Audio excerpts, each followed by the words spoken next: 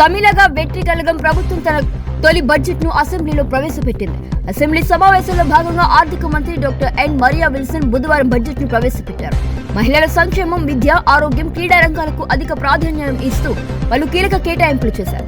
Budget లో ఆరోగ్య శాఖకు 23,353 కోట్ల రూపాయలు, మహిళల సంక్షేమ పథకాలకు 1,372 కోట్ల రూపాయలు, విద్యార్థులకు ఉచిత ల్యాప్టాప్ల పంపిణీ కోసం 2,000 కోట్ల రూపాయలు కేటాయించారు. రాష్ట్రంలో వైద్య సేవలు, మహిళా సాధికారత, విద్యార్థుల డిజిటల్ విద్యాభివృద్ధికి ఈ నిధులు వినియోగించనున్నట్లు ప్రభుత్వం తెలిపింది.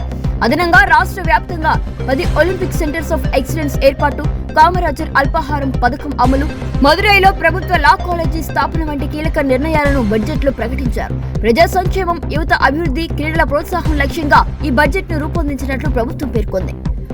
பிற்படுத்தப்பட்டோர், மிகவும் பிற்படுத்தப்பட்டோர் மற்றும் சீர்மரப்பின மாணவர்கள் பள்ளி கல்வி மற்றும் உயர்கல்வி எந்தவித தடையும் இல்லாமல் தொடர்ந்திட 372 கோடி ரூபாய் பள்ளி படிப்பு மற்றும் பள்ளி மேற்படிப்பு கல்வித்தொகையாகவும் 77 கோடி ரூபாய் 7.5% இடஒதுக்கீட்டின் கீழ் மருத்துவம் மற்றும் பல் மருத்துவம் பயிலும் மாணவர்களின் கல்வி கட்டணத்திற்கு 13.41 கோடி ரூபாய் கல்வி டிராப் அவுட்ஸ் தவிர்க்கும் பொருட்டு மாணவிகளுக்கு வழங்கும் ஊக்கத்தொகையாகவும் திருத்த வரவு செலவு திட்ட மதிப்பீடுகள் நிதி ஒதுக்கீடு செய்யப்படுகிறது. சிறுபான்மையினர் நலன், மதசார்பற்ற சமூக நீதி அரசாகவும் சிறுபான்மையினர் உரிமைகளை பாதுகாப்பதில் ஒரு முன்னோடி மாநிலமாகவும் தமிழ்நாடு திகழும். சிறுபான்மையினர் மாணவர்களுக்கு கல்வி உதவித்தொகையின் இந்த அரசு தொடர்ந்து வழங்கும். தமிழ்நாடு மாநில ஹஜ் கமிட்டி மூலம் முதல் முறையாக புனித ஹஜ் பயணம் மேற்கொள்ளும் பயணிகளுக்கு வழங்கப்படும் 25,000 ரூபாய் மானியம் நமது அரசால் 35,000 ரூபாயாக உயர்த்தப்படும்.